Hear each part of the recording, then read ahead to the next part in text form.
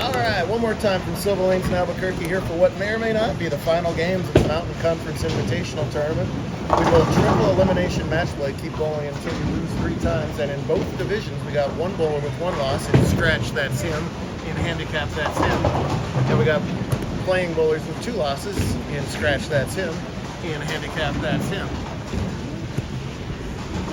The scratch him in question is Diego Lucero, and he has been hanging on by his teeth for, probably 2.5 hours right now, and he went 1-2 his first 3 games, which means he had to win the rest of the day, and he has done that so far, winning 5 in a row to get here.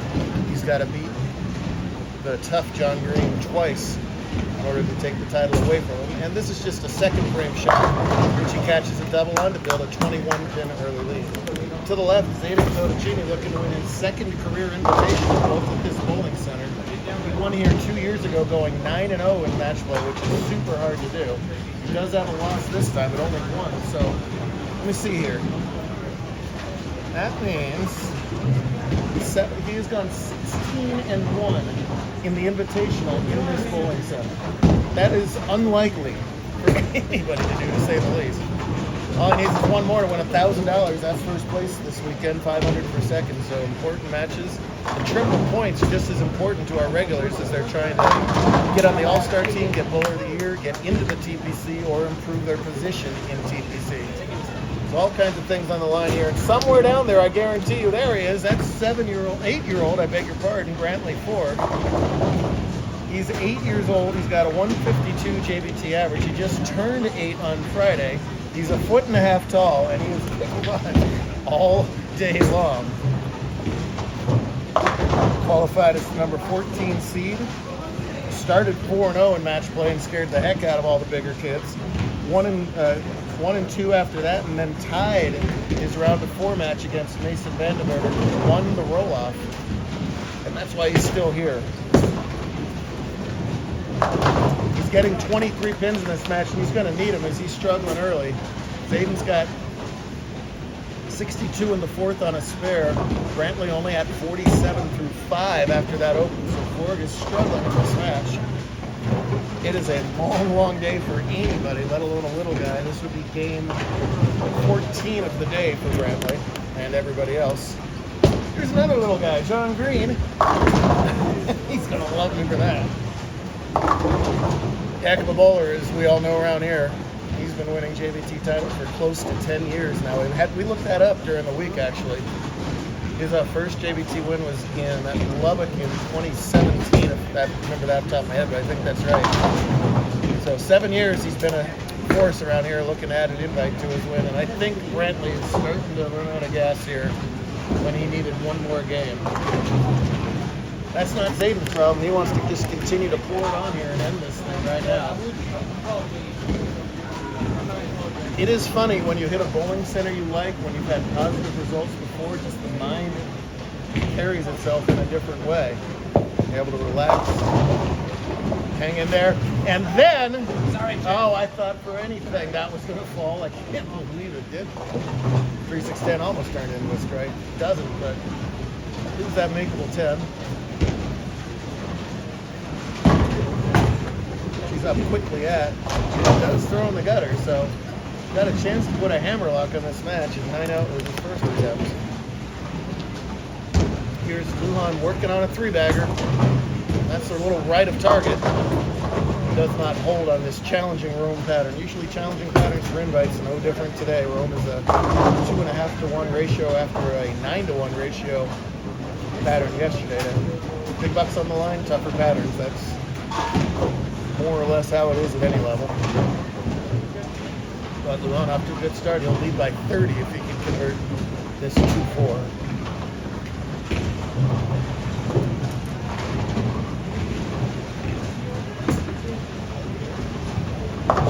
Good form, no problem at that.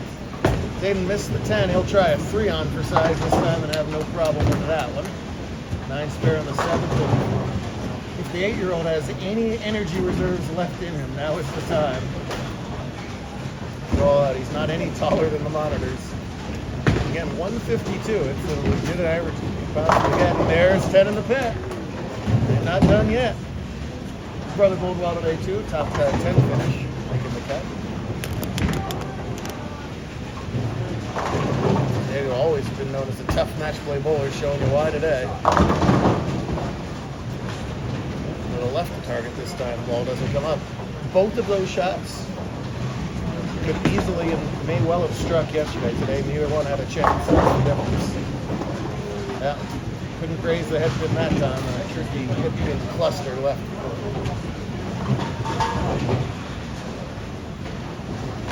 Every week is an invitational for the next 5 weeks in Vegas, Los Angeles, Seattle, and Phoenix in that order. Longview, not Seattle, but if I say Longview, many of you won't know what I'm talking about. You can see. Simplify the geography. Hey, nice spare from Ford, however. That's a tough spare right there. Expressionless, but good 2 frames. Van Inventor was 3rd, like we talked about. Charlie Biscoff was in 5th. Good buddies finishing 3rd and 4th. Pretty striking green there in the 5th. Won just a couple weeks ago out in Lubbock, looking to finish his season with a flourish.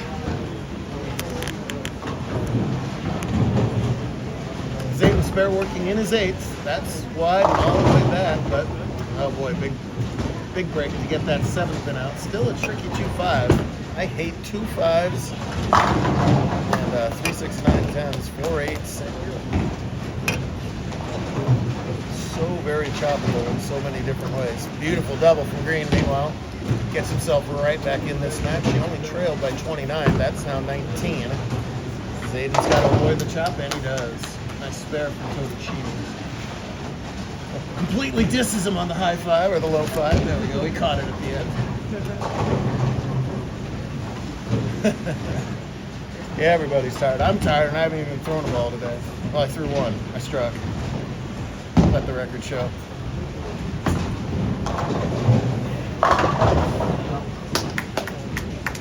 Holds that follow through, and as a result, the ball holds, strips out that 6, no problem. Zayden not giving Ford any chance to catch up here. That one mistake in the 6, but 2 pretty frames there. The best Brantley can do is 156 plus the 23 is 179.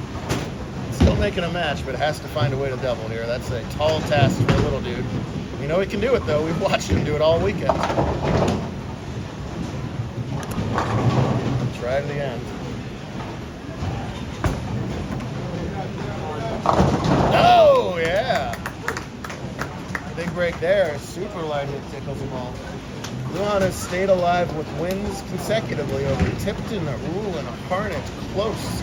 Worrisome menace. There are no easy rosters in invitationals. That one certainly is one of them. John hates that, and he does not get that ball to turn over hard enough. Miss right is not the way to go today. A lot of 210s, washouts. Very hard to get the ball to peel back from a right shot. Just a giant thanks to Barbie and the whole team here at Silva. Fantastic hosts for decades.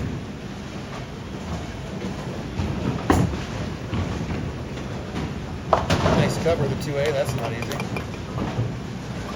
If John loses, they'll play one more. Brantley, I'm afraid, is going to lose. So they're done over there, but Brantley's going to pick up a $500 prize and a strike in the 10th.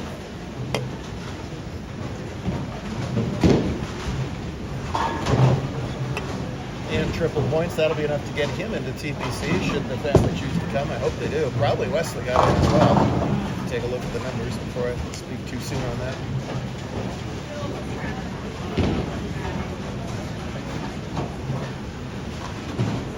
Get all 3, Brantley. I'll give you 30 stickers. 30 stickers? Every time I say goofy crap like that, they do it. Now, I feel like I'm going to be in trouble now. Come on, sticker ball! You owe me 20 stickers. See that look I just got? I got the double stink eye there. Spare for John in the 7th and 8th. Luan's got a chance to end this thing here with the strike in the 8th. And take us all the way. game number 10. I know he's disappointed now, but that is a heck of a performance from him.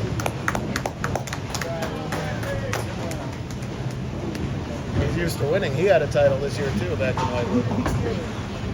Diego to lock it up. 6-1 fall.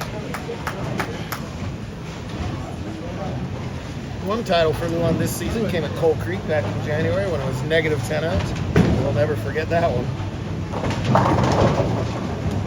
2 handicap titles much earlier. Sort of had 2 JBT careers. He was a handicap bowler back in San Diego.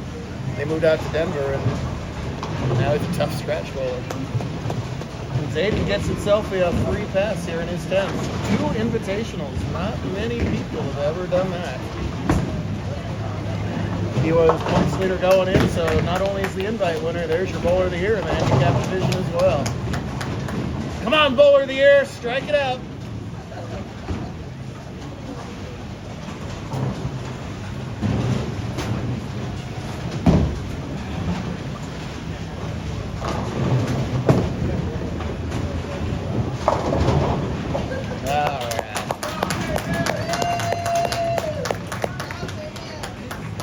Make him 17-1 in invitational finals in this house. My goodness gracious. Trying to roll the 3, doesn't it?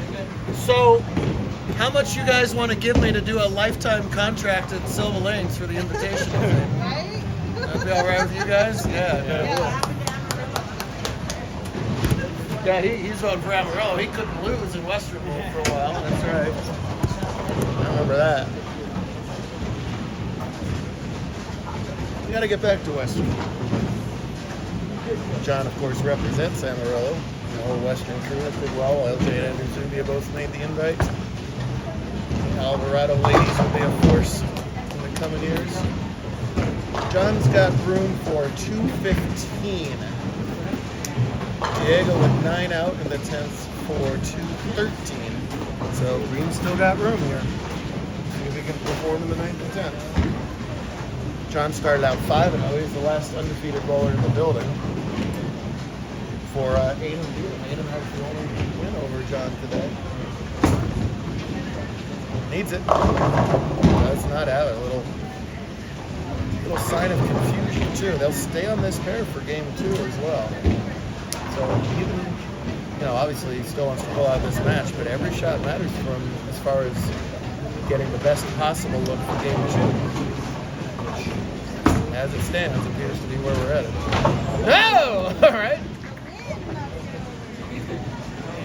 John stared that pin down.